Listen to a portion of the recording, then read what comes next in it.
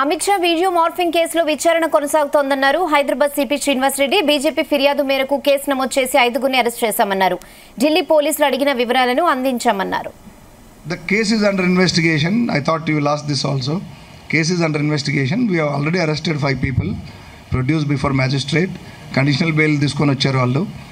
మాకు ట్విట్టర్ ద్వారా తెలిసిన సమాచారం ఎక్కడి నుంచి ఇది ఏ ట్విట్టర్ హ్యాండిల్ నుంచి ఇది మొత్తం స్ప్రెడ్ అయింది అనేది. మార్ఫింగ్ అనేది సైబర్ ఫోరెన్సిక్స్ ఇన్వాల్వ్ అవుతుంది అందులో.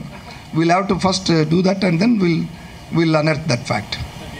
27th of April, Hyderabad police registered immediately after a complaint was given by BJP party, I think functionaries.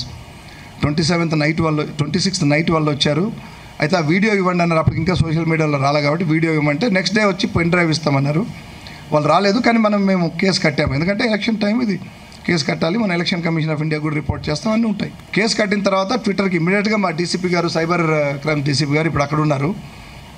Okay, no problem. వారు ఇమీడియట్గా ట్విట్టర్ వాళ్ళ ఆఫీసర్ ద్వారా ట్విట్టర్కి రాశారు. ట్విట్టర్ హ్యాండిల్ నుంచి పోయింది కాబట్టి దే టేక్ టైం. 72 hours అయితే కానీ ఇవ్వమన్నారు. 72 hours అయినాక మళ్ళీ ఏదో క్వెరీ చేశారు. బట్ చివరకు పట్టుబట్టి వారు సాధించారు. అక్కడ నుంచి రిప్లై వచ్చింది. రిప్లైలో ఎస్ ఇక్కడ నుంచి మొదలైంది, ఇక్కడ ట్విట్టర్కి వచ్చింది, అక్కడ నుంచి స్ప్రెడ్ అయింది, మొత్తం మిగతా వైరల్ చేశారని వచ్చింది. దాని మీద 5 అరెస్టులు చేశాం మేము.